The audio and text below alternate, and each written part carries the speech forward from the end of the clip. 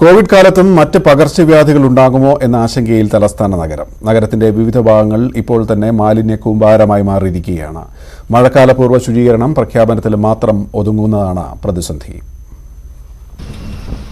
Covid പ്രതിരോധ പ്രവർത്തനങ്ങൾക്കൊപ്പം മഴക്കാലപൂർവ്വ ശുചീകരണവും ഊർജിതമാക്കുമെന്ന പ്രഖ്യാപനമായിരുന്നു മുഖ്യമന്ത്രി നടത്തിയത്. എന്നാൽ ദിവസങ്ങൾ കഴിഞ്ഞിട്ടും കാര്യമായ പ്രവർത്തനങ്ങളൊന്നും നടന്നിട്ടില്ലെന്ന് ഈ ദൃശ്യങ്ങളിലൂടെ വ്യക്തമാകും.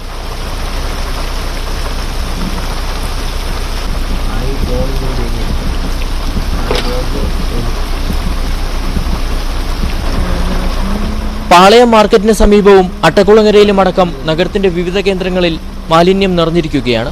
സ്മെല്ലുകൾ, വേസ്റ്റുകൾ കൊണ്ടുവന്ന് വെളിയിലുള്ള ആൾക്കാർ കൊണ്ട് തട്ടിയിട്ട് പോണ വേസ്റ്റ് എല്ലാം കൂടെ ഇങ്ങോട്ടണിഞ്ഞ് വീട്ടിൻ്റെ നടയിലൊക്കെ ആയി ഭയങ്കര ബുദ്ധിമുട്ടാവും. കുഞ്ഞുകുട്ടികളുള്ളവർക്കെല്ലാം വലിയൊരു ബുദ്ധിമുട്ടാണ്. കോവിഡ് പ്രതിരോധ പ്രവർത്തനങ്ങളിൽ പങ്കാളികളായിരിക്കുന്ന ശുചീകരണ തൊഴിലാളികളിൽ കുറച്ചുപേരെയെങ്കിലും മഴക്കാലപൂർവ്വ ശുചീകരണത്തിനായി വിന്യസിക്കാത്തതാണ് പ്രതിസന്ധിക്ക് കാരണം. മഴക്കാലപൂർവ്വ ശുചീകരണ പ്രവർത്തനങ്ങൾ എങ്ങും എത്തിയില്ല എന്ന് തെളിയിക്കുന്നതാണ് എനിക്ക് പിന്നിൽ കാണുന്ന ഈ ദൃശ്യങ്ങൾ. പകർച്ചവ്യാധി ഭീഷണി ഒഴിവാക്കാനുള്ള ജാഗ്രതയാണ് ഇനി വേണ്ടത്. തിരുവനന്തപുരത്തു നിന്നും ക്യാമറമാൻ കൃഷ്ണപ്രസാദിനൊപ്പം SS ശരൺ, ന്യൂസ് 18. ലോക്ഡൌൺ പ്രകൃതിയിലുണ്ടാക്കിയ മാറ്റങ്ങൾ ശ്രദ്ധേയമാണ്. അന്തരീക്ഷത്തിലെ മാലിന്യം കുറഞ്ഞു, പുഴകൾ തെള്ളിനീരായി. ഇത്തരം ഒരു കാഴ്ച കോഴിക്കോടുമുണ്ട്. എത്ര വൃത്തിയിൽ കാണുന്നത്. ഞങ്ങൾ ചെറുപ്പത്തിലെ കണ്ട പോലത്തെ ആ പോയിന്റ് ഭംഗി ഇപ്പോൾ കിട്ടുന്നുണ്ട്. ഞങ്ങളെ പോയി ഞങ്ങൾക്ക് തിരിച്ചു കിട്ടി എന്നുള്ളൊരു സന്തോഷമുണ്ട്. ആദ്യമൊക്കെ എന്ന് പറഞ്ഞിട്ടുണ്ടെങ്കിൽ എല്ലാ കുട്ടികളും ഓരോ സ്ഥലത്തു നിന്നും വന്നിട്ട് നീന്തം വരെ പഠിക്കുന്ന പുഴയുന്നത്. ഇപ്പോൾ ഈ വേസ്റ്റ് ഇതൊന്നും വരാതായപ്പോൾ തന്നെ ആദ്യത്തെ അതേമായി ആയി വരുന്നുണ്ട്. ഇനിയിപ്പോൾ ഒരു മാസം കൂടി ഇങ്ങനെ തന്നെ പോവുകയാണെങ്കിൽ ഇത് ശരിക്കും ഒരു സ്വിമ്മിംഗ് പൂളും ആയിട്ടുണ്ടാവും. എരഞ്ഞിപ്പാലം മുതൽ കല്ലായിൽ അവസാനിക്കുന്നതുവരെ 100-ലേറെ അഴുക്കുചാലുകളാണ് കനോലി കനാലിലേക്ക് തുറന്നു വെച്ചിരുന്നത്. ലോക്ക്ഡൌണിൽ ഈ അഴുക്കുചാലുകളെല്ലാം നിശ്ചലം. സംഗതി ഇപ്പം മൊത്തത്തിൽ ഈ ലോക്ക്ഡൌൺ വന്നതിന് ശേഷം വലിയൊരു കുറവുണ്ട്. ആ മൗത്ത് ക്ലിയർ ആയതുകൊണ്ട് ഈ കൊതുകിൻ്റെ പ്രശ്നം ഇപ്പോൾ വളരെ, കാരണം വെള്ളത്തിൻ്റെ ഫ്ലോ കൂടിയിട്ടുണ്ട്. പണ്ട് കാലത്ത് ലാറ്റിനടക്കം എല്ലാം ഇതിനകത്തേക്കായിരുന്നു, കാരണം അന്ന് അത്രയും ഫ്ലോ ഉണ്ടായിരുന്നു.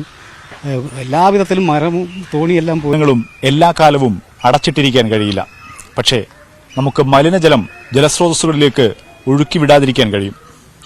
ലോക്ക്ഡൌണും കോവിഡും പഠിപ്പിച്ച പല പാഠങ്ങളിലൊന്ന്. കോഴിക്കോട് നിന്നും ശ്രീത് കല്ലുമുട്ടിക്കൊപ്പം മുഹമ്മദ് ഷഹീദ്, ന്യൂസ് 18. പെരിയാറിൽ നിന്നും മലിനീകരണ നിയന്ത്രണ ബോർഡിന്റെ നേതൃത്വത്തിൽ സാമ്പിളുകൾ ശേഖരിച്ചു. ഹൈക്കോടതി നിർദ്ദേശപ്രകാരമായിരുന്നു പരിശോധന. അതേസമയം ബോർഡ് ചെയർമാന്റെ പരിശോധന പ്രഹസനമാണെന്ന് നാട്ടുകാർ ആരോപിക്കുന്നു.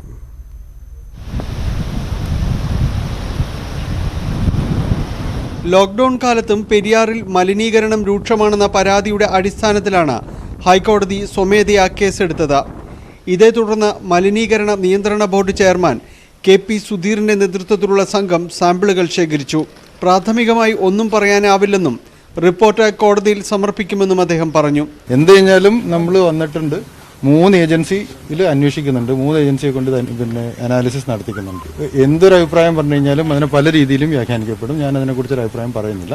നമുക്ക് എന്ത് കഴിഞ്ഞാലും അനാലിസിസിന്റെ സയന്റിഫിക് ആയിട്ടുള്ളൊരു റിസൾട്ട് വരും, അതിനനുസരിച്ച് നമുക്ക് മുമ്പോട്ട് പോകും. രാവിലെ 8 മണിക്ക് ബണ്ടിന് സമീപം തെളിവ് ശേഖരിക്കുമെന്നാണ് അറിയിച്ചിരുന്നത്. എന്നാൽ ബണ്ട് വേണ്ടവിധം ഉയർത്താൻ കഴിയാത്ത വേലിയേറ്റ സമയത്താണ് ചെയർമാനും സംഘവും എത്തിയത്. പരിശോധന പ്രഹസനമാണെന്ന് നാട്ടുകാർ ആരോപിച്ചു. അങ്ങനെ എറണാകുളത്തുള്ള ചീഫ് എഞ്ചിനീയർ വിളിച്ചപ്പോൾ ഞങ്ങൾ ലോക്ക്ഡൌൺ കാലമാണ്, ഞങ്ങൾ പരിശോധിക്കാൻ വരാമെന്ന് പറഞ്ഞിട്ട് ഇത്രയും ദിവസം ഇരുന്നിട്ട് ഇന്നലെ ഹൈക്കോടതി ഇടപെട്ടിട്ടാണ് ഇന്നിപ്പോൾ എല്ലാവരും PCB ചെയർമാൻ, തിരുവനന്തപുരത്തുള്ള ചെയർമാൻ വരെ ഇന്ന് വന്നു. ലോക്ക്ഡൌൺ കാലത്തും തീരത്തുള്ള വ്യവസായ സ്ഥാപനങ്ങൾ പെരിയാറിലേക്ക് മാലിന്യം തള്ളുന്നുവെന്നാണ് നാട്ടുകാരുടെ ആരോപണം. ഇതിനെതിരെ രൂക്ഷമായ പ്രതിഷേധമാണ് പ്രദേശവാസികൾ ഉയർത്തുന്നത്. ന്യൂസ് 18.